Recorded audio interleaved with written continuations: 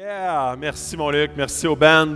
Alors, chers amis, on enchaîne tout de suite. On est encore dans la série qui se nomme Ethos, une série qui parle justement de passer de la parole aux actes, de mettre en pratique notre foi.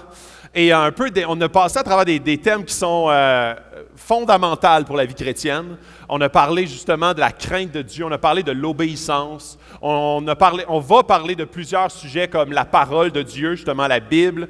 Aujourd'hui, on parle d'un sujet qui, je ne connais personne qui trouve ce sujet-là facile.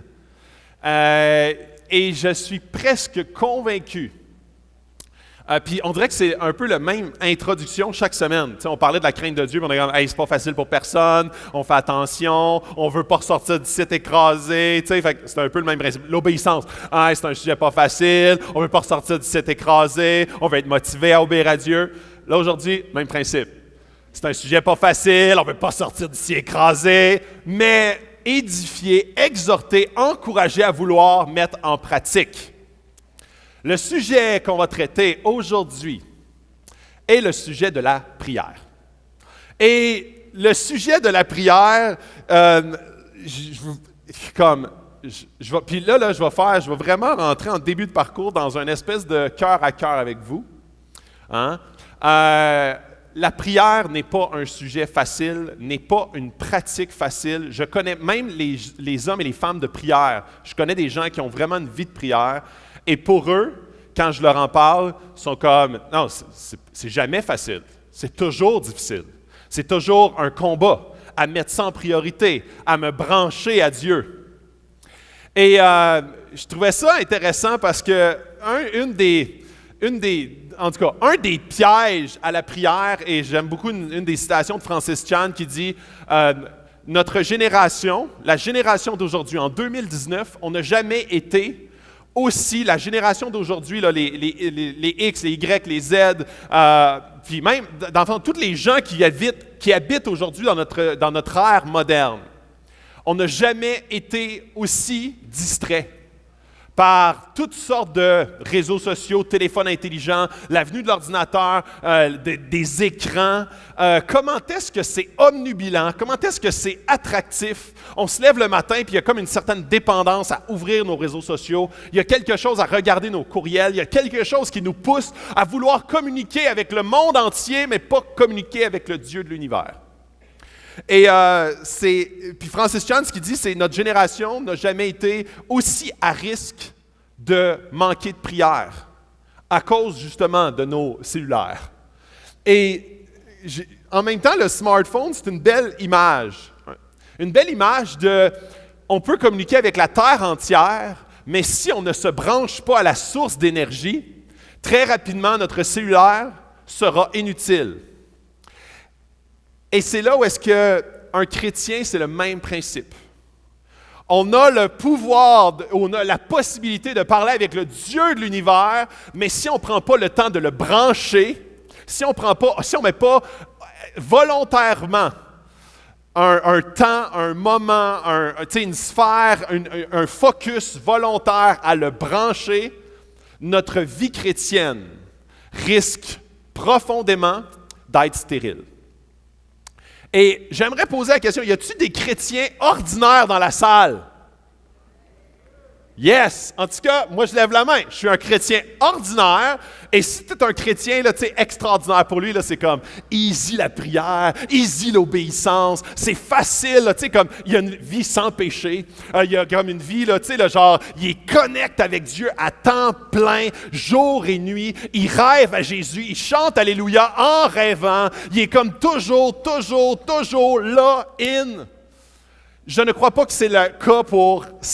Je ne vais pas dire 100%, mais 99,9% de chrétiens. Alors, s'il y a des chrétiens ordinaires parmi nous, je vais parler à vous ce matin. Je vais parler à tous ceux qui, pour eux, ils aiment Dieu, mais pour eux, ce n'est pas facile de prier.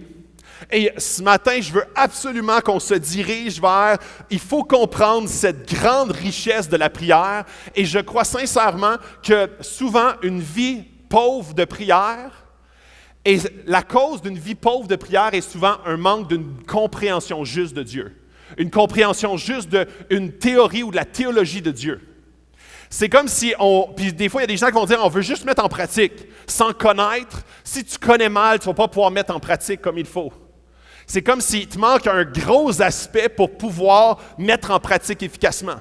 C'est comme si tu allais à l'hôpital pour te faire opérer, puis ton chirurgien disait non, moi, l'important, c'est la pratique. Tu sais, j'ai suivi quelques webinaires sur YouTube. Je ne suis pas allé dans des écoles là, traditionnelles, ces bancs d'école. Là. Ça, c'est juste de la théorie. Là.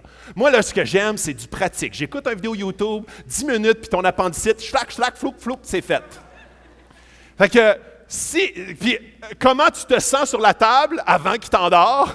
Pas très en confiance. Et très souvent, il n'y a rien de mieux qu'une bonne théorie pour mettre en pratique. Et c'est le principe. Aujourd'hui, je ne veux pas qu'on reste sur la théorie. Je veux qu'on sorte d'ici avec beaucoup de questions. Je ne veux pas juste amener des réponses faciles. Là. Style, vas-y, prie. Ferme ta boîte puis prie. Prie, c'est important. Prie. On le sait que la prière, c'est important, mais quand on ne sait pas pourquoi, on a de la difficulté à faire le quoi. Alors moi, je veux te parler du pourquoi pour arriver au quoi. Martin Luther, il dit « La prière est aussi vitale pour le chrétien que la respiration pour l'être humain. Un chrétien qui ne prie pas est un chrétien malade. Un chrétien qui ne prie pas est un chrétien qui se meurt. Un chrétien qui ne prie pas se verra éventuellement mourir de sécheresse spirituelle. » Essaye juste pour le fun, de façon très ludique, de retenir ton souffle jusqu'à la fin de la prédication. C'est un défi que je te lance. Alors, si un chrétien qui dit « Non, moi, là, ce qui est important pour moi, c'est la communion fraternelle, c'est de me retrouver à l'Église avec des gens que j'aime. » Ça, c'est la vie chrétienne. C'est comme si tu retiens ton souffle pendant ta vie chrétienne et une année, tu te demandes pourquoi est-ce que tu es en colère après quelqu'un qui t'a dit quelque chose que tu n'as pas aimé. Pourquoi tu as de l'amertume envers un frère ou une sœur. Pourquoi il y a des choses dans ta vie qui se démolissent. Puis là, tu dis « Ah, moi, la foi, on dirait que j'entends plus Dieu me parler. » Alors, Martin Luther dit comment est-ce que la prière est fondamentale pour tout chrétien. Puis c'est drôle parce qu'à travers toute la Bible, on voit la prière d'une façon omniprésente. Déjà, dans Genèse 4, c'est la première fois où est-ce qu'on voit de la prière. Les êtres humains commencent à parler à Dieu. On voit 650 fois la prière dans la Bible, dont 450 est répondue. On voit Paul prier 41 fois. On voit Jésus prier 25 fois. Tu sais, si on se dit, y a-t-il quelqu'un qui n'a pas besoin de prière, ça doit être Jésus. Jésus, il met en priorité la prière. Il se retire pour prier pendant 40 jours. Il se retire pour dire, hey, venez avec moi prier. Il s'en va dans le jardin de Gethsémani pour prier. Il prie pour Lazare avant de le guérir. Il prie pour les pains et les poissons avant de les multiplier. Il prie constamment Jésus et c'est Jésus. Alors, si Jésus a besoin de prière, clairement, j'imagine que je dois en avoir besoin. Il a enseigné Jésus sur la prière. Quand on dit « Notre Père qui es aux cieux », ses disciples disent « Hey, Jésus, enseigne-nous comment prier. » Et Jésus enseigne le Notre Père. Ensuite, Jésus a prié pour les malades, a prié pour Pierre, il a prié pour Lazare, il a prié pour que les démons sortent. Il disait il y a certains démons qui ne sortent que par le jeûne et la prière. Il a prié, il a parlé du temple en disant « Cette maison de prière, vous en avez fait une caverne de voleurs. » Jésus, il a prié pour les enfants, il a prié pour faire des miracles. Il a prié sur la croix et il est mort en priant. Je remets mon esprit entre tes mains. À la croix, il a dit, Père, pourquoi m'as-tu abandonné? Jésus était constamment en prière. Et c'est Jésus. Alors, aujourd'hui, comme l'habitude, je dis les mêmes points. C'est quoi la prière, pourquoi on devrait prier et comment y arriver? C'est pas compliqué, on commence à le savoir. Alors, c'est quoi la prière? On commence par ce premier point-là et je vous amène dans Apocalypse, le chapitre 3. Et ceux qui ont leur Bible, ceux qui ont leur téléphone, allez dans ce passage-là, Apocalypse 3, le verset 20. Si vous voulez prendre des notes avec votre cellulaire également, c'est toujours une bonne idée parce que je sais que des fois, je parle vite, des fois, je dis beaucoup d'affaires. On ne peut pas tout capter, mais si pendant la semaine, ça te permet de méditer, de relire le texte, de voir comment est-ce que l'Esprit peut te parler d'une façon plus profonde, plus loin, pour de mettre en pratique dans ta vie personnelle, prends des notes sur les passages particulièrement pour les méditer plus profondément. Alors, c'est Jésus, il dit, « Voici, je me tiens à la porte et je frappe. Si quelqu'un entend ma voix et ouvre la porte, j'entrerai chez lui, je souperai avec lui et lui avec moi. » Ce texte-là a été souvent utilisé pour l'évangélisation. Jésus frappe à la porte de ton cœur, réponds à Jésus, invite-le dans ton cœur. Mais en fait, ce texte-là ne parle pas à ceux qui ne connaissent pas Dieu. Ce texte parle aux chrétiens. Parle aux chrétiens et Jésus dit, je suis là et je frappe. Mon but est de passer du temps avec toi. Jésus, c'est un gentleman. Il ne t'obligera pas à faire du temps pour lui, mais il est là et il frappe. Jésus est là, il frappe à la porte de ta vie et il dit, « Hey, j'aimerais ça te conseiller sur la grosse décision que tu es en train de prendre. J'aimerais ça pouvoir justement transformer ton cœur par rapport à ta relation de couple qui ne va pas bien. J'aimerais ça beaucoup te donner des conseils par rapport à l'éducation de tes enfants. Je suis là et je frappe. Ça me tente de souper avec toi, ça me tente de prendre du temps avec toi, mais si tu n'ouvres pas la porte, je n'entrerai pas chez vous. » Jésus est là, qui frappe, qui attend que nous, on s'ouvre à lui. C'est quoi la prière? C'est d'inviter Dieu à l'intérieur de nos vies. Souvent, on a l'impression que la prière est un bloc qu'il faut réaliser, une tâche à cocher. C'est comme si on allait vers Dieu. Et en fait, la prière est davantage d'inviter Dieu dans nos vies d'une façon constante et non pas dans un bloc de prière. Souvent, on voit la prière comme une routine, mais en fait, la prière est davantage un rythme à entretenir dans notre sphère et dans nos 24 heures. Quand dans la Bible, il est écrit « prier sans cesse », c'est un texte que je vais te lire tantôt, il dit « prier sans cesse ». Comment c'est possible de prier pendant 24 heures? Le but, ce n'est pas de prier à genoux pendant 24 heures, mais d'être dans un rythme de prière. Alors, quand Jésus dit « Je suis là et je frappe à la porte de ta vie. Je veux faire partie de ta vie et toi, tu as le choix de me faire pénétrer dans ta vie ou de me laisser à l'extérieur. Mon but est de devenir de plus en plus intime avec toi. Je veux te guérir de tes dépendances.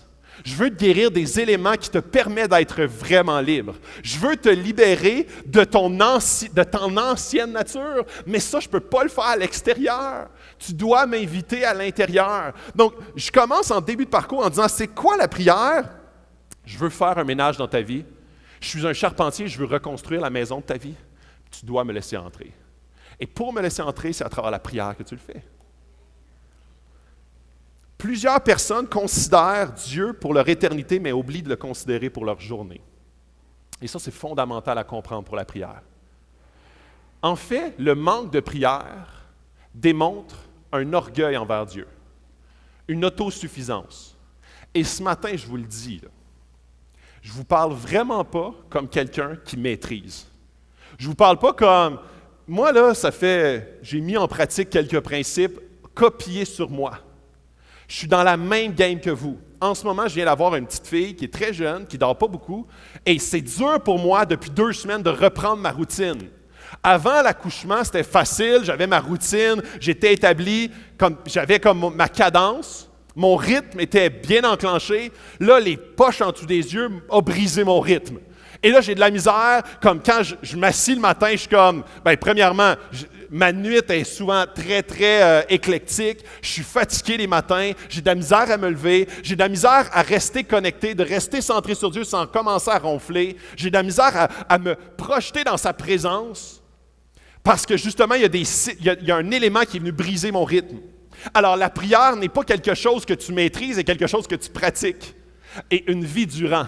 Parfois, tu as des vallées de prière, des fois, tu as des sommets de prière, des fois, tu as comme « Oh boy, en ce moment, je ne trouve pas ça difficile ». Le but n'est pas de dire « je maîtrise ». Le but est de continuellement pratiquer et d'être conscient que notre objectif en tant que chrétien, c'est de faire rentrer Dieu plus souvent, plus constamment dans notre rythme de prière.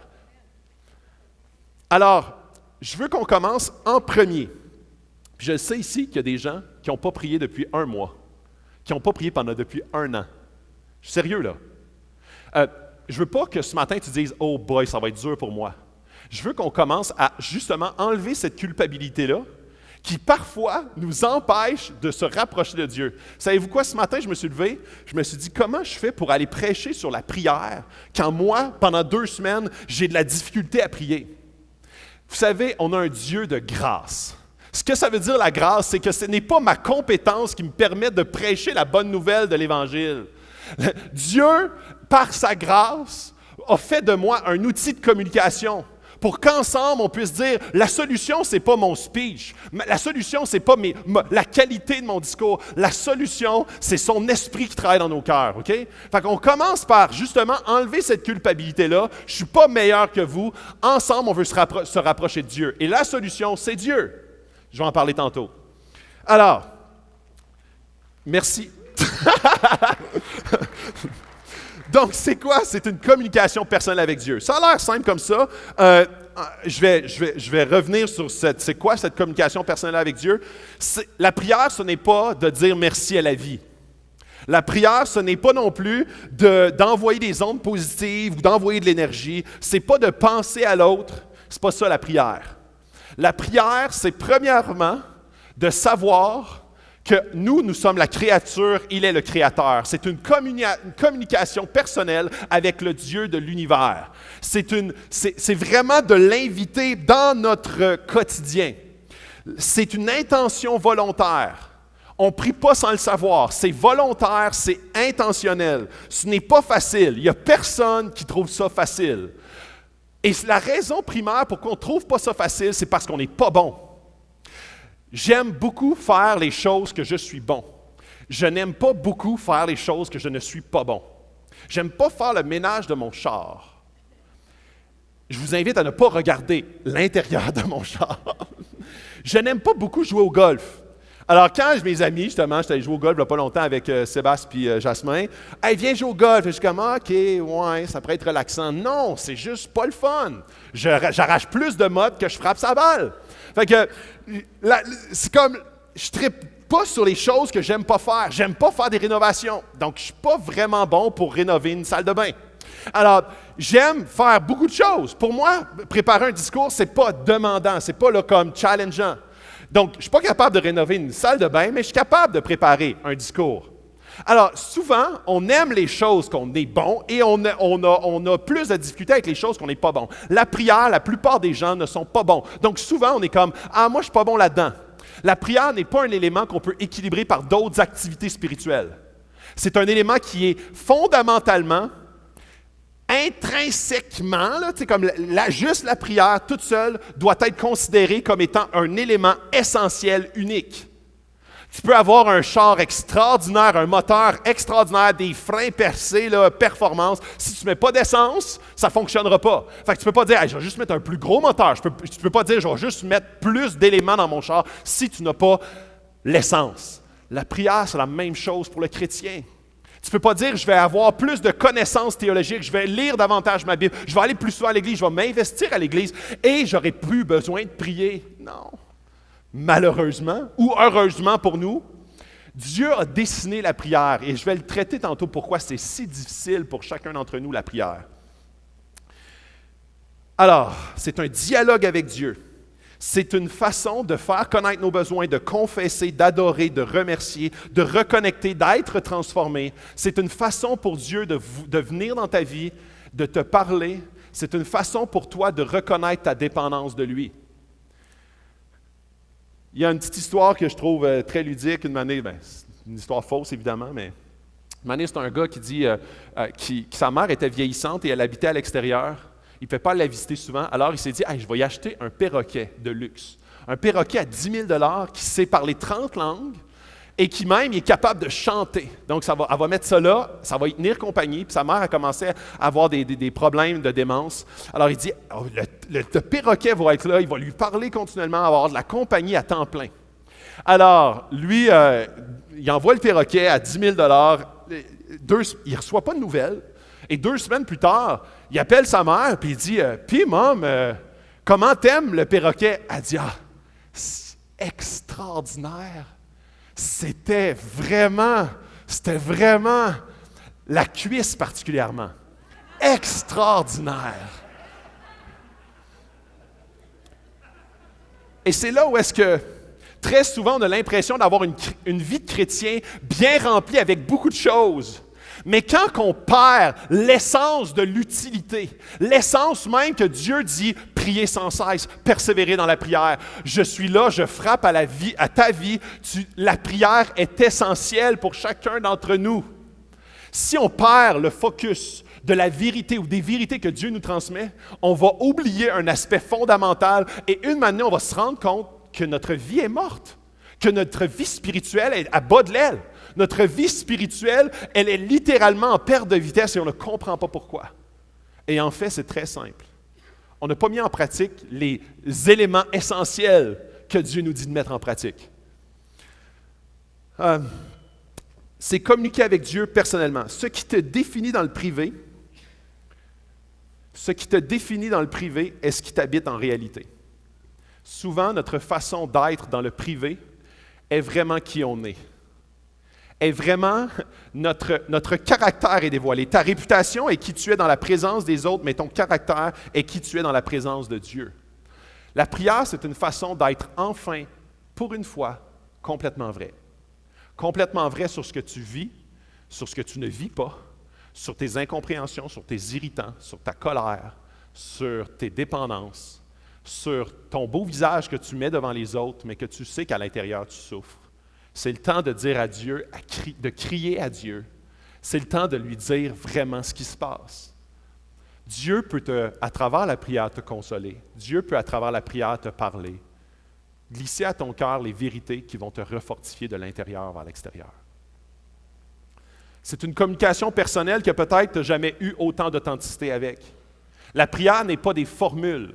N'est pas des formules que l'on apprend, n'est pas une façon de faire de manipuler Dieu, pour pousser Dieu à forcer sa main. La prière est une communication personnelle avec le Dieu de l'univers. Ça change qui tu es de prier. Les buts sont bons pour révéler une destination, mais les habitudes sont bonnes à donner la direction. Et c'est là où est-ce que dans la prière, il se passe des choses avec toi, avec lui et avec les autres. Mais le point de départ, c'est un changement de cœur. Un changement de cœur vis-à-vis de la personne de Dieu. La prière, finalement, est une arme. La prière est clairement un des aspects que l'ennemi s'acharne de façon prioritaire dans l'Église et dans vos vies. Je l'ai dit tantôt, un chrétien qui ne prie pas est un chrétien qui meurt. Un couple qui ne prie pas est un couple qui meurt. Une Église qui ne prie pas est une Église qui meurt. Spurgeon disait « J'aime mieux former un disciple qui prie que 10 prédicateurs qui remplissent des salles. » Spurgeon est vu comme un des meilleurs prédicateurs que la terre a connu, tout simplement. Il a dit « J'aime mieux former un disciple de Jésus qui prie que 10 prédicateurs. » Ça peut être très beau, Acts 21 ici, qu'on est 500 le matin, qu'on a plein de gens, on a 33 halles de lumière dans une activité, mais si l'Église, c'est seulement de se rassembler pour écouter quelqu'un parler, mais qu'on n'a pas une vie spirituelle, une vie connectée à Dieu, notre Église est mourante sans qu'on le sache. Notre vie spirituelle est mourante sans qu'on le sache. Et c'est tellement une attaque primaire envers l'ennemi parce qu'il sait que la prière est la principale arme contre le royaume de l'ennemi. Et c'est là où est-ce que quand on n'a plus d'armes, c'est comme si on s'en va au combat sans notre épée, sans notre arme principale pour lutter non contre la chair et le sang, mais contre les dominations du monde des ténèbres. S'il n'y a plus de prière, il n'y a plus d'attaque contre l'ennemi, il n'y a plus d'éléments qui mettent à mort l'ennemi dans nos vies, dans notre société et dans notre Église. Alors l'ennemi s'infiltre, il infiltre des mensonges dans nos vies, dans nos cœurs, qui commencent à prendre racine, qui commencent à faire un arbre et éventuellement notre vie est centrée sur des mensonges qui ont pris racine. Pourquoi? Manque de prière. Puis pourquoi la prière? Parce que Dieu se révèle dans la prière. Dieu se révèle, il change ton cœur, il change qui tu es et comment tu penses. Alors, pourquoi maintenant? Pourquoi prier? Je veux commencer avec ce texte-là, un texte très court, 1 Thessaloniciens 5,17, qui dit « Priez sans cesse ». Alors, la Bible ne dit nulle part, jamais, c'est la seule fois que la Bible utilise sans cesse. Et elle l'a utilisé pour le mot « prier ». Jamais qu'il est écrit « louer sans cesse »,« adorer sans cesse »,« se reposer sans cesse ». Lire la Bible sans cesse, œuvrer sans cesse, se sanctifier sans cesse. La Bible n'a jamais utilisé d'autres éléments ou dormir sans cesse. Jamais un autre terme a été utilisé que prier sans cesse. Pourquoi? Parce que c'est essentiel à ta vie spirituelle. Plusieurs personnes ne prient pas. Si on limite ta respiration, tu vas mourir. Si on limite ta prière et si on limite la prière de l'Église va mourir. La prière est le test de ton intégrité spirituelle. Et ça, c'est assez intéressant. La prière permet de savoir à long terme comment est-ce que tu vas être attaché à Dieu. Il y a un verset dans Matthieu 6,5 qui dit « Lorsque tu pries », pas « si tu pries », « lorsque tu pries ». Jésus, déjà d'emblée, considère que les chrétiens prient. S'ils ne prient pas, très rapidement, ils vont se dessécher. Alors, quand tu pries, ne sois pas comme les hypocrites. Ils aiment prier devant toutes les synagogues, au coin des rues, pour être vus des hommes. Je vous le dis en vérité, ils ont leur récompense. Jésus dit, la prière se fait dans le lieu secret. La prière se fait entre Dieu et toi. La prière se fait d'une façon personnelle parce que Dieu veut te parler et te transformer d'une façon personnelle.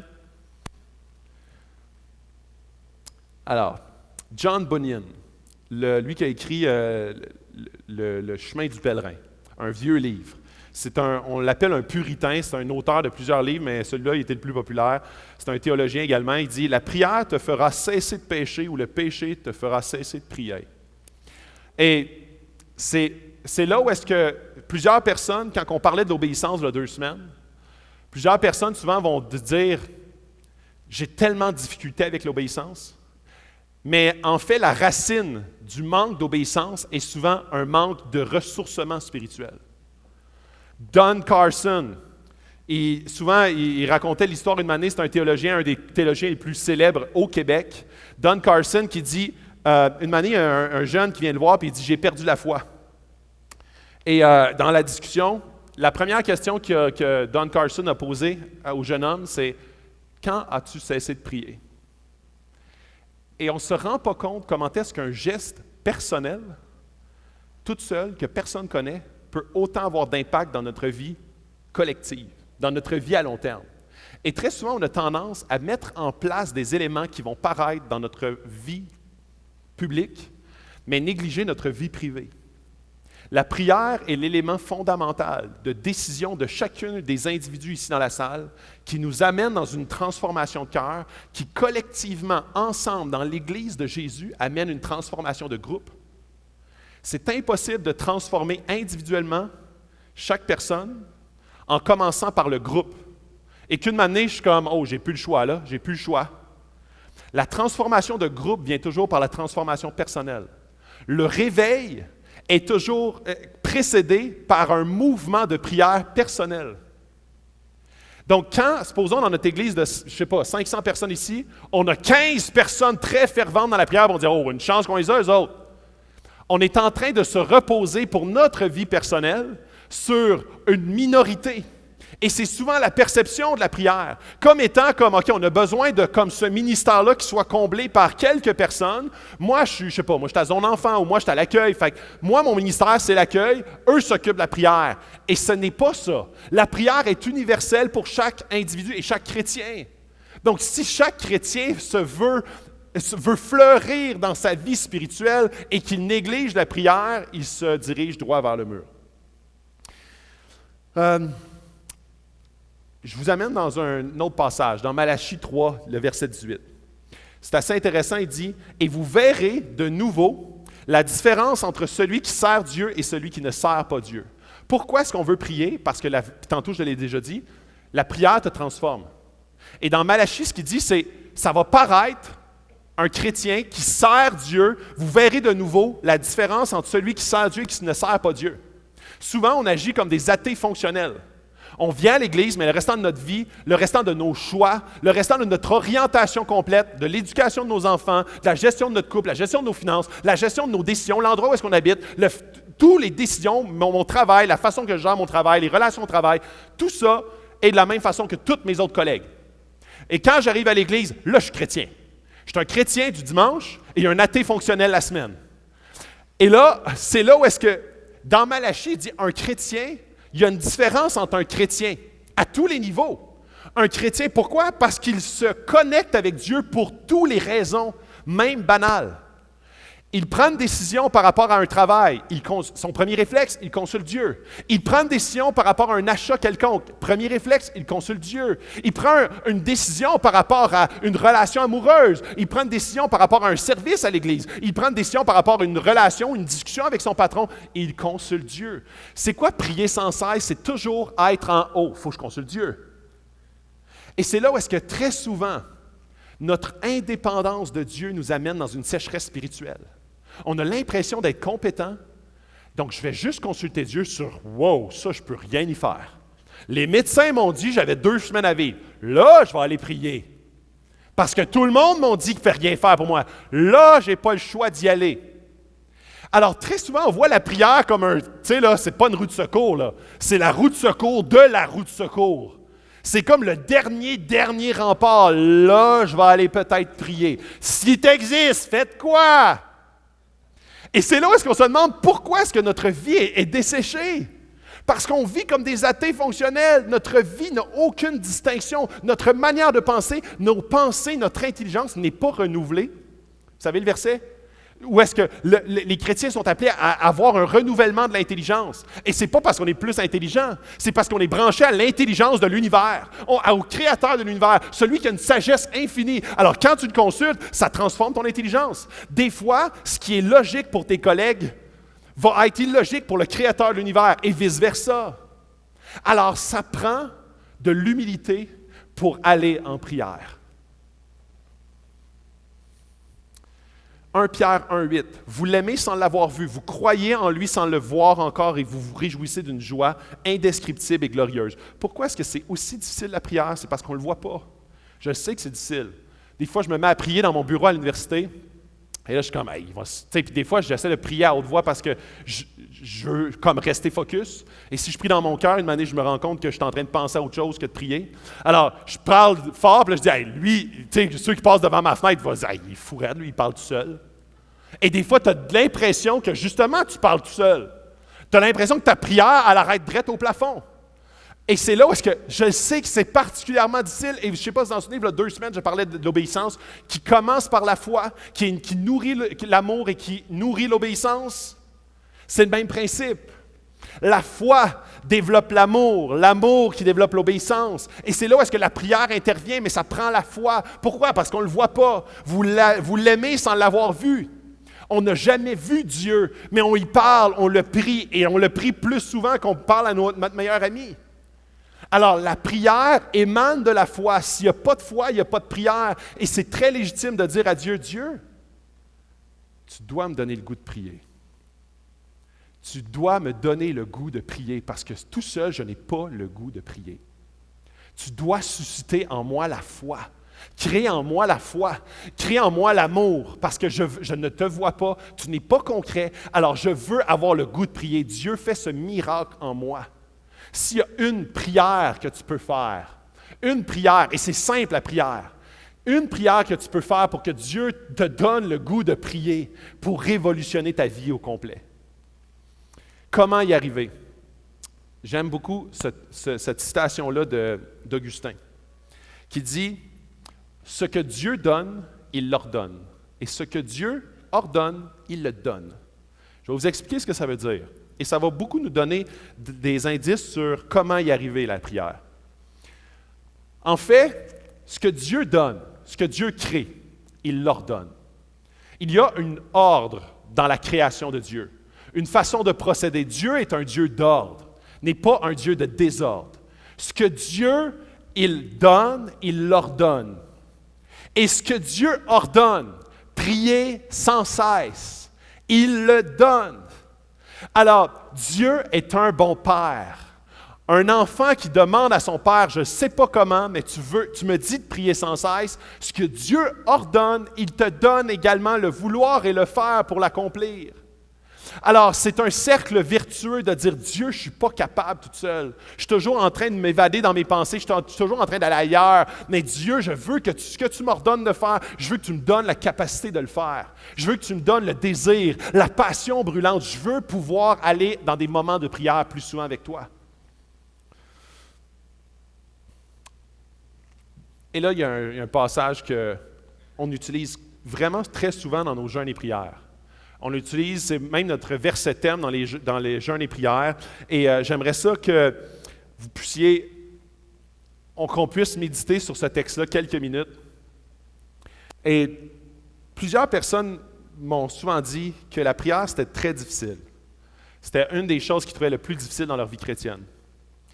Et R.C. Sproul a dit la chose la plus difficile pour un chrétien, puis c'est un grand théologien, est de croire dans un Dieu qu'il ne voit pas. On ne reçoit pas de réponse immédiate. On prie à Dieu, puis on a l'impression que c'est peut-être une coïncidence. Ça aurait pu se produire sans que je prie. C'est impossible de savoir l'impact ou l'influence directe de nos prières. C'est le hasard, ça serait sûrement arrivé. Einstein dit « La coïncidence est une façon pour Dieu de rester anonyme. Le hasard est le pseudonyme de Dieu quand il ne veut pas signer. » Et même un autre théologien dit ceci, « Quand je prie, des coïncidences se produisent. Et quand je ne prie pas, les coïncidences ne se produisent pas. »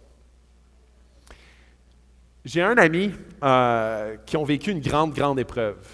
Peut-être quelqu'un les connaisse dans la salle. C'est des parents qui ont eu un enfant, puis à l'âge de 2 ans, l'enfant a été diagnostiqué avec une leucémie très agressive. Et il y a eu des traitements de chimiothérapie. Le petit garçon, il s'appelle Caleb. Et après plusieurs traitements très prolongés à Sainte-Justine, eux ont dit on n'a pas le choix de le mettre en soins palliatifs. Puis dans le fond, il restait quelques moments à vivre parce qu'eux, ils avaient épuisé les différents essais sur la chimiothérapie qui était possible de faire sur le petit bonhomme. Et les parents qui sont des croyants fervents, ont interpellé tous leurs contacts, leur Église, à la prière. Et c'était beau de voir, ils ont fait des soirées de prière, ils nous tenaient beaucoup au courant, ils nous donnaient des nouvelles constamment pour qu'on puisse prier pour leur fils. Et ils sont allés aussi aux États-Unis, dans un autre hôpital qui traite les enfants également. Il y a eu d'autres traitements à cet endroit-là et je me souviens, à un moment donné, il y avait un moment de prière, une soirée de prière. Le moment était très critique. Ils nous avaient interpellés via Facebook parce qu'ils disaient que Caleb était vraiment sur le bord de mourir. Et je me souviens des centaines, pour ne pas dire des milliers, mais des centaines de personnes priaient à ce moment-là pour le petit Caleb, pour que Dieu lui donne la vie. Et puis dans le fond, aujourd'hui, Caleb a 4 ans. Il lutte encore contre la leucémie, mais il est en vie. Et je me souviens, puis dans le fond, ça c'était Stéphane, son père, qui nous avait écrit. Il nous avait dit, les médecins à l'hôpital où est-ce qu'on va, à Saint-Jude, ils disent, c'est vraiment le moment, parce que le petit garçon il est super fragile, là, il pogne une grippe, puis il passe là, proche de mourir, il n'a plus de système immunitaire. Et les médecins disaient, à plusieurs reprises, ils avaient dit « Ah, je pense que ce soir, c'est la fin ». À plusieurs reprises, les médecins avaient lancé la serviette. Et à un moment donné, eux autres, ils ont eu l'occasion de partager leur foi à travers l'expérience. Et une année, il y a un médecin qui dit à Stéphane, son père, il dit « Je ne sais pas ce que vous faites, mais continuez à le faire parce que ça fonctionne. » Et je trouvais ça tellement intéressant par rapport à la prière. Une armée de prières. Les médecins ont comme pas mal lancé la serviette. Et là, eux autres parlent de leur foi. Ils disent, on prie pour, voici pourquoi on prie pour Caleb. Et ça se peut que Dieu le rappelle. Peut-être que Dieu, éventuellement, va dire, Caleb, son œuvre sur terre est terminée. Son impact sur terre est terminé. Ça se peut. Parce que Dieu ne dit pas toujours oui. Dieu peut dire oui, peut dire non, ou peut dire attends. Mais Dieu entend la prière. Entend la prière et il répond. Et c'est là où est-ce que c'est tellement bizarre de penser que l'être humain a une influence sur le Dieu de l'univers. Mais en même temps, on est comme, ouais, mais Dieu, il est souverain ou il n'est pas? Il me semble, Dieu, il connaît tout, il sait tout. Pourquoi je devrais y prier? Il sait déjà que je vais prier pour le petit Caleb pour qu'il soit guéri. Donc, pourquoi lui prier? Et c'est là où est-ce qu'il y a une interaction qu'il faut absolument comprendre entre la souveraineté de Dieu et la responsabilité humaine. Dieu est souverain. Il connaît tout, il sait le futur, il sait le passé, il l'a toujours été, il sera toujours. Alors pourquoi moi je devrais prier pour demander des choses à Dieu? Pourquoi Dieu dans Thessaloniciens dit « Faites-moi connaître vos besoins ». Priez sans cesse, venez vers moi, faites-moi connaître vos besoins. Ouais, mais Dieu les sait déjà. Dieu sait déjà que Caleb est malade. Dieu sait déjà qu'à 2 ans, il était supposé de mourir selon les médecins. Maintenant, il y a 4 ans, Dieu l'a guéri. Dieu ne l'a pas tout à fait guéri. Il l'a comme fait perdurer jusqu'à maintenant. C'est ça la confirmation qu'on a maintenant. Il lutte encore pour sa vie. C'est ce qu'on a comme réponse maintenant. Mais Dieu savait ça. Donc, est-ce que c'est les chrétiens qui ont prié, qui ont amené ça? Et c'est là qu'il faut comprendre la souveraineté de Dieu. La souveraineté de Dieu. Dieu est entièrement souverain. Il connaît tout, il contrôle tout, il est omnipotent, il est omniscient. Alors, pourquoi il nous dit de prier sans cesse?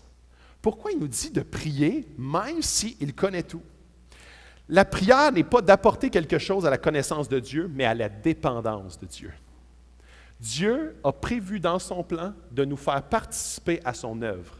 Et là, j'ai une illustration. Quand j'étais jeune, mes parents chauffaient au bois, beaucoup de bois, 18 cordes. Quand on passait, on dirait toute l'automne à faire du bois. Alors, mon père commandait du bois, et moi et mon frère, il nous demandait, on va rentrer le bois ensemble. Alors ça, c'était la corvée annuelle. Je savais, puis supposons que j'avais été un enfant rebelle, j'aurais dit, « No way, Dad! » Je sais que mon père est assez puissant pour ne pas nous laisser crever de fret. Ça, je le sais. Je sais que même s'il avait dit, « Non, je ne participe pas à ça, moi. » Je sais qu'on ne serait pas mort de froid. Mon père, il aurait pu le faire tout seul. Mon père, il aurait pu le rentrer le bois de A à Z tout seul. Il en était capable. Mais il voulait que ces 2 gars le fassent avec lui. Il voulait nous apprendre le travail. Il voulait aussi qu'on prenne part à la maison. Il voulait qu'on prenne part à comme on est capable, donc on veut mettre notre main à la pâte. Est-ce qu'il avait absolument besoin de nous? Non. Est-ce qu'il voulait qu'on participe avec lui? Oui. La prière, c'est le même principe. Est-ce que Dieu a absolument... Il attend vraiment, il est comme, vas-y, prie, yes, vas-y, commande. Puis là, quand je prie, yes! Non! Il n'est pas dans l'attente de ma prière. Sais-tu pourquoi? Parce qu'il l'a prévu depuis l'ère du temps. Il est souverain. Il sait. Okay? Puis là, je sais, là, c'est un peu raide pour un dimanche matin là, avec notre petit café. Là. OK. Dieu savait qu'il y aurait des centaines de personnes qui prieraient pour Caleb pour épargner sa vie. Si tout le monde aurait dit « Ah non, ça ne donne pas grand-chose, j'y mets ma foi dans les médecins », Dieu aurait su aussi depuis l'ère du temps qu'il n'y aurait pas eu de prière. Donc, voyez comment est-ce que la souveraineté de Dieu, de prier ne diminue pas la souveraineté de Dieu. Mais en même temps, ça ne nous déresponsabilise pas de ce que Dieu veut qu'on participe avec lui à son œuvre. Dieu a prévu déjà si tu allais prendre un temps pour prier à lui, si tu allais être dépendant de lui. Depuis l'ère du temps, il sait, il connaît exactement tout ce qui va se passer. Il n'est pas dans l'espérance, hey, j'espère qu'il va prier. Il sait déjà si tu vas prier. Mais si tu ne pries pas, il savait aussi que tu n'allais pas prier. Je sais que c'est complexe à comprendre, mais c'est ça la souveraineté de Dieu. Donc, c'est comme, hey, moi, là, quand j'ai commencé à comprendre ça, j'étais comme, ça m'a motivé à prier. Parce que j'étais comme, si je me mets à prier, Dieu savait que j'allais prier. Donc, go!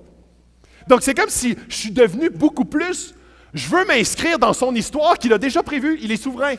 Mais je suis responsable de participer avec son œuvre. Alors, de comprendre la théologie de la souveraineté de Dieu et de la responsabilité humaine nous amène à dire « Wow, je peux avoir un impact dans le royaume de Dieu parce qu'il est souverain, parce qu'il l'avait prévu que j'allais faire ça. » Je vais revenir à ce passage-là, juste vous lire un verset. Oui. « Je révèle dès le début ce qui doit arriver et longtemps à l'avance ce qui n'est pas encore mis en œuvre. Je dis, mon projet se réalisera et je mettrai en œuvre tout ce que je désire. » Ça, c'est dans Isaïe. Il est en train de dire, depuis le début, je sais ce qui va arriver. Je connais la fin, je l'ai proclamé. Ton apport ou même ta rébellion ne change rien à mon plan. Sauf que quand tu te soumets à mon plan, tu fais partie de mon plan. Je l'avais prévu. Un autre verset. En lui, nous avons été désignés comme héritiers. Ça, c'est à l'avance, là. ayant été prédestinés suivant le plan de celui qui met tout en œuvre conformément aux décisions de sa volonté. Comprenez-vous? Il avait déjà prévu que tu allais te soumettre, que tu allais dire « Jésus, c'est mon sauveur », puis qu'après ça, tu allais dire « Dieu, sauve mon ami, Dieu, guéris ma femme, Dieu, donne-nous un bébé, Dieu, mets en œuvre, Dieu, sauve, Dieu, fait, Dieu, convertit, Dieu, guérit, Dieu. » Dieu savait, mais Dieu veut que tu... C'est ça le beau mix, la tension entre « Oh, Dieu est souverain, yes, complètement. » Et oui, tu as une responsabilité, yes, complètement. Si tu te laves les mains de la responsabilité de dire « Ah, j'ai plus rien à faire, Dieu a déjà décidé. » Ouais, il a décidé que tu allais être rebelle puis te dire « Non, moi, je n'entre pas dans le plan de Dieu. » Mais toi, tu dis « Non, Dieu est souverain et je veux rentrer dans son plan. » Oui, Dieu l'avait prévu tout. Et là, je reviens au verset que je voulais vous lire. « Si mon peuple, c'est-tu vous autres ça? » Yes, vous êtes le peuple de Dieu. Celui qui porte mon nom, c'est qui ton Père? Dieu! Donc, tu portes son nom. S'humilie. Tu ne peux pas avoir une vie de prière si tu n'es pas humble. Tu dois prendre ta couronne et la mettre là. Ton grand titre, je suis directeur, je suis entrepreneur, je suis, peu importe ce que tu es comme titre, Dieu, ça n'a pas d'incidence pour lui. Tu dois absolument venir devant Dieu avec humilité. Pourquoi? Sinon, tu es indépendant de lui. Dieu veut avoir une relation de dépendance. S'humilie, prie et me cherche. Et ça, là, pour moi, ça a été un déclic.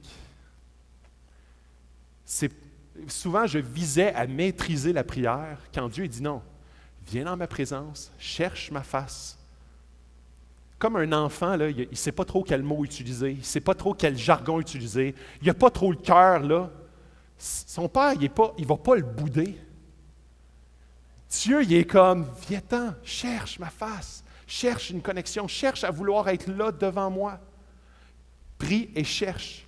Et s'il renonce à ses mauvaises voies, tu ne peux pas compenser un péché par la prière. Dire, je vais garder ça dans ma vie, mais je vais juste prier 3-4 fois de plus, là, ça devrait s'annuler. Non! S'il renonce à ses mauvaises voies, je l'écouterai du haut du ciel. Je lui pardonnerai son péché et je guérirai son pays. Dans une autre traduction, c'est « je ferai prospérer son pays, je ferai prospérer sa vie ». Et on ne veut pas parler ici de richesse, on parle de ta vie spirituelle. Tu te sens un chrétien désertique? Lis, la définition est toute là, là. OK, si mon peuple, tu fais-tu partie de son peuple, premièrement? T'es-tu un chrétien? Un chrétien, c'est pas juste quelqu'un qui s'est fait baptiser quand il avait 2 mois, là. Un chrétien, c'est quelqu'un qui dit « Ma vie appartient à Dieu, fais-en ce que tu veux. Jésus, c'est mon sauveur et Seigneur. » OK, si t'es son peuple, tu portes son nom. Donc maintenant, tu t'appelles chrétien. S'humilie, t'arrives-tu avec humilité? Est-ce que tu pries et tu cherches sa face? Est-ce que tu t'obéis? Vous en souvenez, il y a 2 semaines? Je l'écouterai. Je te guérirai, je ferai prospérer ton pays. Désormais, mes yeux seront ouverts et mes oreilles attentives à la prière faite à cet endroit. Dieu veut, mais Dieu n'est pas dupe. Tu ne peux pas prendre à la légère le Dieu de l'univers. Si tu arrives avec un cœur orgueilleux, si tu arrives devant Dieu avec des péchés que tu tolères, il dit, ses yeux seront fermés et ses oreilles fermées également. Dans Proverbe, ça dit « L'Éternel s'éloigne des méchants, mais il écoute la prière des justes. » Je veux que vous fassiez un lien avec ce qu'on a parlé il y a quelques semaines, quand on a parlé de la crainte de Dieu, l'obéissance et la prière. Les 3 vont ensemble. Une église qui prie, ce n'est pas juste une église qui met des plages horaires dans son agenda. C'est une église qui a un cœur disposé à trouver Dieu, à le chercher, à mettre sa vie en règle avec Dieu. Ça me fait penser à cette illustration-là que j'aime beaucoup, le train. Le train de Dieu. Tu as la locomotive qui est la foi, qui traîne ta vie chrétienne, littéralement qui la propulse. Tu as la prière qui est le charbon. La prière qui permet à la locomotive d'avancer. La discipline dans ta vie, c'est les tracts. Les tracts qui permettent de te mettre des plages horaires. Si tu dis, ah non, moi j'ai pas le temps, ma vie est trop bourrée. Moi j'aimais beaucoup aussi, encore une fois, Charles Spurgeon, il y avait une église très, très, très grande, 10 000 personnes, et il dit, chaque matin, il prenait 3 heures de prière. Puis il dit, j'ai tellement de choses à faire que je ne peux pas prendre moins que 3 heures de prière. Lui, il dit, ce n'est pas un coût, c'est un investissement quand je prends de la prière. Parce que Dieu a des capacités que je n'ai pas. Et quand j'ai beaucoup de choses à faire, je dois plus prier. C'est un calcul qui est humainement non logique. Mais c'est justement les tracts de la discipline dans notre locomotive de foi avec le charbon de la prière. C'est ça notre vie spirituelle. Si on veut se diriger dans un endroit, il faut absolument avoir une direction, il faut avoir une locomotive et de la prière qui nous le propulse.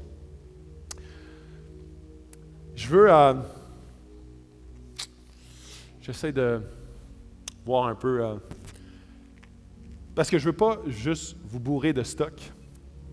Je veux absolument qu'on puisse, en tant qu'Église, réaliser à quel point la prière est importante. À quel point on ne peut pas se passer. Et si cet après-midi, tu sors d'ici et tu dis, s'il y a une chose que je suis convaincu, c'est de mettre plus de prière dans ma vie, mission accomplie. Je veux absolument pas qu'on sorte d'ici en ayant plus de connaissances par rapport à la prière, mais pas plus le goût de prier. Je souhaite ardemment que chacun dans nos vies personnelles, dans notre quotidien, dans nos couples, on ait ce désir-là de connecter plus souvent avec notre Créateur. Je souhaite ardemment qu'on puisse désirer la présence de Dieu, même si c'est pénible. Et quand je dis pénible, ça veut dire qu'on est tellement surstimulé, on est tellement envahi d'éléments de distraction. C'est pénible, le silence. C'est pénible d'aller devant un Dieu qu'on ne voit pas. Et c'est là où est-ce que se retrouve l'importance de la foi. Dieu, on a besoin que tu fasses grandir notre foi. On a besoin que tu fasses en nous, tu crées le vouloir et le faire. On a absolument besoin que tu nous donnes d'autres yeux pour voir le Dieu de l'univers agir. Nous donner cette passion pour la prière, ce désir de vouloir connecter. Je vais terminer avec quelques points à retenir. C'est assez impressionnant de voir comment est-ce qu'on planifie du temps pour des choses qui nous font mourir, mais on ne planifie pas du temps pour quelqu'un qui est mort pour nous. Il faut que notre prière émane d'un amour que Jésus a eu en premier pour nous. Le premier point, c'est demande à Dieu de changer ton cœur par rapport à la prière. Parce que un manque de prière, la racine de ce problème-là vient d'un manque de foi. Et la foi, Dieu donne justement la foi. Dieu crée la foi. Et cette relation d'un cercle vertueux de plus en plus grandissant dans nos vies se nourrit avec la prière. Dieu augmente la foi, Dieu augmente notre amour, qui met en place l'obéissance. C'est vraiment un cycle. Ce n'est pas un élément, plusieurs éléments à comprendre, à mettre en place, puis après ça, Dieu nous donne la foi. C'est un élément qui se bâtit. C'est un élément qui de plus en plus prend place dans nos vies. Priorise la prière dans ta vie. J'aime beaucoup plein de formules, 30 minutes dans un 30 minutes de dévotion, un 30 minutes de culte avec Dieu, de prendre un 10 minutes de prière, un 10 minutes de lecture, un 10 minutes de louange, ou de faire une autre méthode qui est comme un 24 heures par jour, une minute par heure. Donc, d'avoir comme 24 minutes de prière par jour à différents moments. Moi, j'ai utilisé un autre moment, ma montre. Ma montre qui, à chaque heure dans la journée, me faisait un bzzz. Au lieu de dire « Hey, lève-toi parce que tu n'as pas bougé », là, elle me disait « Prie, connecte, connecte, connecte ». Alors, il y a plein de trucs qu'on pourrait utiliser. Comme je vous dis, ce n'est pas la base. C'est les rails sur lesquels on veut embarquer pour que Dieu puisse propulser notre vie spirituelle à travers l'image du train. Prends du temps pour la prière. Tu dois absolument mettre du temps à la prière. Peu importe ta routine, peu importe ta famille, peu importe comment tu es occupé, peu importe à quelle heure ta journée commence. Commence plus tôt, finis plus tard. Mets du temps de priorité dans ta journée. Protège ton temps de prière. Dans un passage, Jésus dit « Va dans le lieu secret. Protège ce temps-là. » Tantôt, je parlais avec un frère, puis il me disait « Moi, je me fais une tente. Je mets une couverte et je m'en vais dans ce lieu-là, puis là, on dirait que je suis devant la présence de Dieu. » Moi, souvent, je mets mes écouteurs avec des noise cancelling là, qui annulent le son là, autour. Là. Je mets ces écouteurs-là, là, je suis comme « Yes, enfin! » Donc, trouve là, ton lieu secret. Va dans l'endroit. Quand tu rentres dans la salle de bain, puis là, tes enfants, ils cognent, ils sont comme « Non, maman parle avec Jésus. Papa parle avec Jésus. Donne-moi 10 minutes. » Mais priorise du temps dans le lieu secret, dans un endroit. Protège, planifie. On planifie toutes sortes de choses. On planifie nos vacances, on planifie les cadeaux de Noël. Planifie ton temps avec Dieu. Et comment est-ce que tu peux y parvenir? Mets une période, mets une place et fais un plan pour y parvenir. Tu veux absolument arriver à mettre des plages horaires dans ta vie, dans ton temps, dans ta routine très occupée. Et n'emporte pas ton cellulaire avec toi. Quoi de plus déconcentrant qu'un bzzzt, bzzzt? Il n'y a rien de mieux pour te défocusser de la présence de Dieu. Ne sois pas légaliste dans la prière. Ce que je veux dire par là, souvent, il y a des gens qui vont prier seulement. Tantôt, je parlais comme « j'ai un péché dans ma vie, donc je vais plus prier ». Vous avez vu le passage qu'on a lu ensemble. Venez pas vers moi si vous avez des souillures. Si vous aimez plus un péché dans votre vie que moi, je vais faire le sourd d'oreille. On ne veut pas non plus prier pour juste rester dans la bénédiction. On veut chercher la main de Dieu, on veut chercher son cœur, on veut chercher ses yeux, on ne veut pas juste chercher sa main. Donc souvent, il y a des gens qui vont dire « Moi, je prie pour que Dieu éloigne l'épreuve. » Et quand il y a une épreuve, ils sont complètement déstabilisés parce qu'on dit « Hey, je priais pourtant! » Ouais, Dieu voulait te faire passer dans le désert parce qu'il y a d'autres choses à t'apprendre. C'est drôle parce qu'il y a plusieurs personnes qui sont des nouveaux chrétiens dans la salle, puis souvent, ils vont me dire « Je ne sais pas comment prier. J'arrive, je n'ai pas les mots, j'ai de la misère à savoir quoi dire, quoi pas dire, qu'est-ce qui ne se dit pas. » Et c'est drôle parce que souvent, quand je rentre, supposons ici à l'église, je vois des enfants assez jeunes, de comme supposons 1 an et demi, tu sais, qui commencent à baragouiner. Là. Puis là, ils sont comme « Puis là, je suis comme « Yes, alléluia! » Je comprends rien. Puis là, ses parents, ils me traduisent. Et hey, il veut dire, je sais pas, t'es grand. Ça, c'est le classique. T'es grand. Puis là, je dis, ah oui, je suis grand, yes, yes. Et là, je comprends. Et c'est là où est-ce que l'image que je vais amener là-dedans, c'est Dieu est ton Père. Dieu est ton Père. Il est capable de te traduire. Il y a un verset dans la Bible qui dit, l'Esprit intercède pour les mots qu'on ne peut verbaliser. L'Esprit est là pour traduire tes mots qui ne sont pas toujours adéquats. Ne mets pas cet obstacle-là devant ton Dieu et ton Père. Je veux qu'on puisse se lever ensemble pour qu'on puisse prendre un engagement ce matin. Un engagement, pas pour le restant de ta vie. Un engagement pour cette semaine. Hein, c'est pratique, ça? Les 7 prochains jours. Que tout le monde ici, on puisse prendre un engagement. On sait que la prière, c'est important. On sait qu'on n'est pas bon dans la prière. Bon point de départ. On est tous dans le même game. On veut prier plus cette semaine. On veut mettre plus de temps pour la prière. On veut mettre plus de temps souvent pour la prière. On veut reconnaître notre responsabilité dans le plan souverain de Dieu, dans la prière. On veut s'humilier devant le Dieu de l'univers. On veut prier et chercher sa face. On veut que Dieu nous pointe nos péchés pour qu'on puisse s'en débarrasser, pour que Dieu écoute nos prières. Alors, on va se lever ensemble et je veux qu'ensemble on puisse prendre, je vais prier pour chacun d'entre vous, je sais que c'est un combat, l'ennemi attaque la prière, l'ennemi en ce moment est en train de te dire, ça ne sert à rien, la prière, ça n'a jamais marché, tu n'as jamais été bon là-dedans, tu seras toujours mauvais. Et je veux qu'on puisse prendre un engagement de dire, Dieu, ce n'est pas par ma force que je vais prier, mais c'est par ta force, c'est cette passion que tu vas susciter en moi. Et je veux qu'on puisse, en tant qu'Église, avoir un engagement de prière.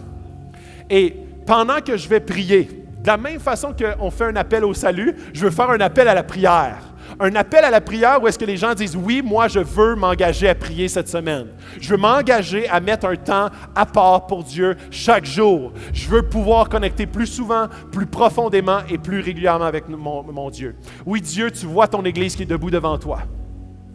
Dieu, on veut de la prière. On veut, Seigneur, que ce que tu nous as appris, tu nous as dit prier sans cesse. On veut, Seigneur, réussir à l'accomplir. Dieu, donne-nous la force, donne-nous la foi, donne-nous l'amour, donne-nous, Seigneur, la capacité de mettre de côté toutes ces distractions pour entendre ta voix et prendre du temps avec toi. On veut que la prière devienne notre modus operandi. Où est-ce que, Seigneur, on ne peut rien faire, rien décider sans te consulter. On veut, Seigneur, que tu transformes nos cœurs, que tu transformes notre Église. On veut, Seigneur, qu'avec le peu qu'on a, tu puisses le faire fructifier pour ta gloire. Alors, Seigneur, parle à nos cœurs ce matin. Viens nous visiter. On a besoin de ton aide absolument. On a besoin, Seigneur, que tu nous humilies. On a besoin, Seigneur, que tu nous réconfortes, que tu nous fasses sentir ton amour. Parce qu'il y a plusieurs personnes ici dans cette salle qui se sentent honteux devant ton trône et c'est pour ça qu'ils ne vont plus devant ton trône. Il y a des gens, Seigneur, ici qui sont esclaves d'un péché, se disent « Ah, moi, je ne suis pas digne d'aller parler au Dieu de l'univers. » Il y a des gens ici qui se disent « Je ne sais pas comment prier. Ça fait 2 ans que je suis chrétien. Je n'ai jamais prié parce que je ne sais pas comment. » Dieu, enlève tous ces mensonges et fais-nous voir tes bras qui sont tendus vers nous. On veut, Seigneur, s'approcher de toi, non pas basé sur notre performance, mais sur ta grâce qui a été acquise, chère par Jésus et par son sang à la croix. Dieu, on a tellement foi en toi et on veut que tu fasses grandir cette foi pour qu'on ait le goût, la passion et le désir de vouloir te prier davantage dans le nom qu'on t'a prié. Amen. Cette semaine, il y a des midis prières tous les jours. Lundi au vendredi, branche-toi. Sur le Facebook de l'Église, midi prière. Cette semaine, on est en moyenne une 15aine par midi. Si tu as 15 minutes, tu as 10 minutes, branche-toi. Branche-toi avec nous. Tu n'as même pas besoin de parler. Tu te mets sur mute, tu écoutes les prières. Branche-toi. Dans quelques semaines, il va y avoir un jeûne et prière, juste avant les baptêmes. Viens et sois présent au jeûne et prière. Dans tes groupes connexion, ceux qui sont dans les groupes connexion, cette semaine, on veut parler de la prière. Voyez comment est-ce qu'on peut faire augmenter la prière dans nos groupes connexion. Les soirées de prière. À chaque semaine, les mercredis, à Magog, il y a des soirées de prière. Bientôt, le 9 décembre, il va y avoir une soirée de prière ici dans le bureau de Acts 21. Et en 2020, il va y avoir des soirées de prière une fois par mois, pas ici en église, mais dans les bureaux d'Acts 21. La prière. Il va y avoir des rappels de prière également sur le site web où est-ce qu'on va rappeler, on va justement interpeller l'Église à prier. Donc ça, il y a des moyens, mais ça part tout de notre vie personnelle avec Dieu. Donc, mon désir, c'est que notre Église soit plus une Église de prière qui commence par chaque chrétien qui désire plus de la présence de Dieu. Je vous invite à rentrer dans un temps de louange où est-ce que Dieu, on veut t'adorer ce matin. On veut dire à quel point tu es tout pour nous, tout pour moi. C'est toi qui as donné, c'est Jésus, sa grâce, son sang qui a coulé pour moi pour que je puisse avoir accès au trône de la grâce. Passez un bon temps dans la louange avec notre Dieu.